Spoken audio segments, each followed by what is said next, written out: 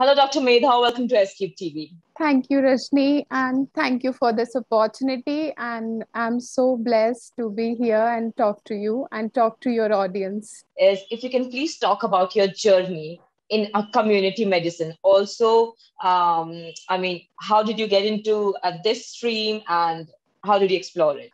First of all, I'm honored to be here and thank you for such a great introduction, Rajni. To begin with, I was born in an inspiring family of doctors. So I always had this doctor's vibe around me since my childhood.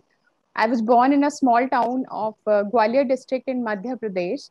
And Mm-hmm. after that, I completed my MBBS and I opted for post graduation in community medicine.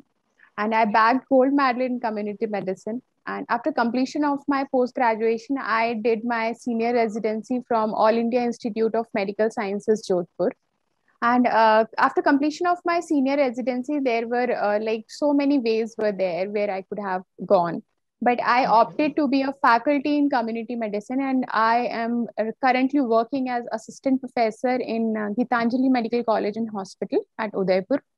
It is one of leading medical college and tertiary care hospital in southern Rajasthan, and I'm working as a faculty here. And I have special interest in community medicine. It was my branch of choice, definitely. And I have special interest in medical education also, and I have published so many papers in community medicine, public health, and medical education. So Mm-hmm. till now, I have like explored this particular branch, and I recommend this branch to so many undergraduate and postgraduate students. And Mm-hmm. it definitely has a large impact on the community, on the society. But it is Mm-hmm. very, I must say, a very under like. I would like to say that it is not that much discovered branch till now. Mm-hmm. Mm-hmm. Okay. But Dr. Medha, you spoke about your journey with community medicine. So now I actually would like to know about community medicine a bit. So, my first question about community medicine to you is if you can please talk about the differentiation between community medicine and other branches of medicine. So, how is it different? And how is it special and how is it more effective than others? Thank you, Rajni, for asking this question because this is the question I'm facing for so many years. The people ask me, Madam, what is your Mm-hmm. specialty? What do you treat? Are you a doctor of heart or a kidney? Or do you Mm-hmm. treat tuberculosis or do you treat diabetes? But my always I answer like that we are not into the treatment business. We are into the prevention business. I would like to tell you that the name of community medicine is preventive and social medicine.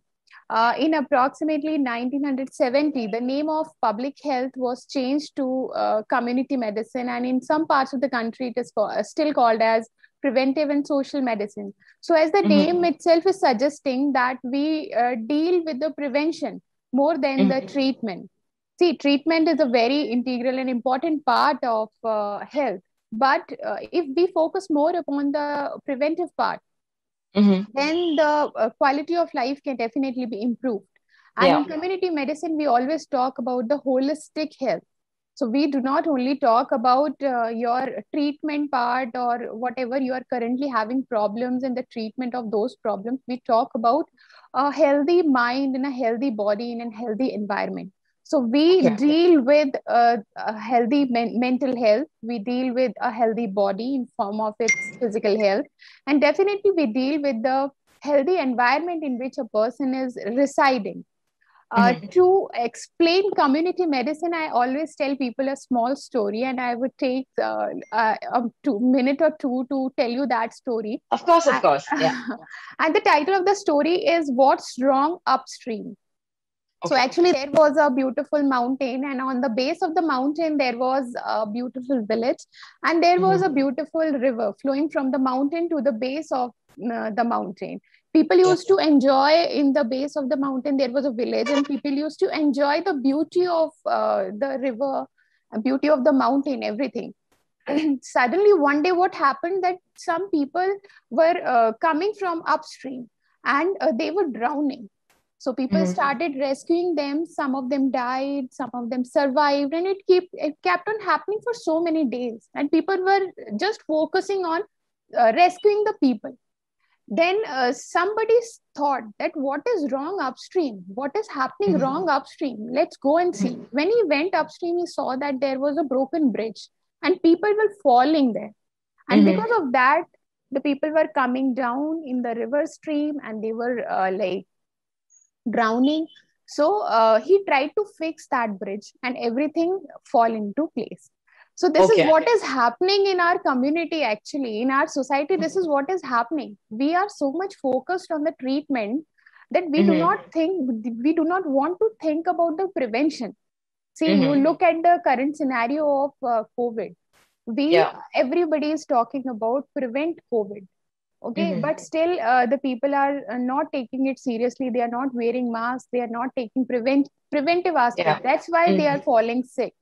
So if we take good care of the prevention of any disease, it will not happen. And even if it happens, it can be detected at an early stage so that the treatment will not be so difficult and the results will be better. So the whole gist of community medicine is about the prevention. And prevention, please. So, Dr. Medha, before you tell more about community medicine and about prevention, I actually would like to say that would you say that community medicine is actually a modern term for yoga? See, if you call it yoga up completely, you cannot define community medicine as yoga. Yoga can be taken as a part of that thing. Okay, because yoga also somewhere it actually treats a person from the roots, and it actually sees the root. I mean, the problem that is in the root, so it checks it. It actually goes into the roots, and it prevents the disease, like you said, in community medicine it happens, and also it takes care of the mental health too. So definitely. But I'll still stick to my answer that this is just a part. Public health or community medicine is a very wide thing. It is usually said that whatever is under the sun is under the public health. So it has a very wide range. It starts from a child and it ends at it never ends actually. It covers the elders also. It covers the adolescents also. It covers everything. If you must have heard about so many national programs going on in the country, like Janani Suraksha Yojana, reproductive mental and maternal child health programs. All these programs, they are under public health, and they are being like formulated and they are being implemented by public health experts. So we take care of everyone. We take care of a person right from the childhood to the death. So everything comes under community medicine, or to call it as public health. And yoga is definitely very important. I won't deny that, but it is definitely only a part to keep yourself healthy, to keep yourself on the track, and keep your immunity high.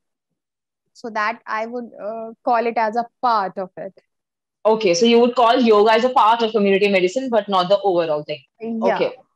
Okay. But Dr. Medha, also, I would like to know that, you actually mentioned about, about community medicine actually curing everything, every disease that comes under the public health. So would you say that community medicine, in comparison to other branches of medicine, is given as much credit as it needed?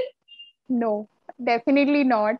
We are definitely lacking there, and reasons are enormous. Please mention few reasons. So the first thing is that the people do not understand the importance of this particular subject. This is the most, I guess, is the most important and the big reason. And other thing is, even in the medical fraternity, it has not been given so much of importance in India and in the developing countries. In comparison to the developed countries, they take prevention in a very serious manner, but we take treatment in a very serious manner. We want to fall sick, then we will get treatment and then we'll be happy. We do not want to prevent the disease before it comes. So there is a difference in approach and attitude. That is the basic problem we are facing. That is basic reason, I guess. Okay. And also, because we, especially in the developing countries, especially in our country, I think we have this mindset of humko to nahi hoga. Yeah, exactly. This is what we think. Yeah. And so the other person might get it, but we will not get it. So with this mindset, when we go, so we obviously will not be taking care of the prevention, but we'll be taking care of the treatment. So which is I think which is the major area that we need to change our mindset. Yeah. And that will only happen when we will start thinking about the prevention first. This is what is happening with the COVID situation right now. People are not taking things seriously. They want, let's go party, let's go for, say, घूमने चले जाते हैं, etc. They don't want to be at home. They don't want to follow social distancing. They don't want to wear masks. So this is the basic problem we are facing. Absolutely. And also, when it comes about not just the prevention part, I mean, not just the part about, social distancing and, managing a distance and not going outside, cutting down on travel. But also, I think when the government is providing you vaccines, even then, they are not agreeing to take their vaccine. Yeah, definitely. A lot of vaccine hesitancy has been seen even in the healthcare workers. They themselves were not ready to take the vaccine. But during the second wave, when it was seen that those who were vaccinated were not getting infected or were getting very few symptoms, then only people started taking it seriously.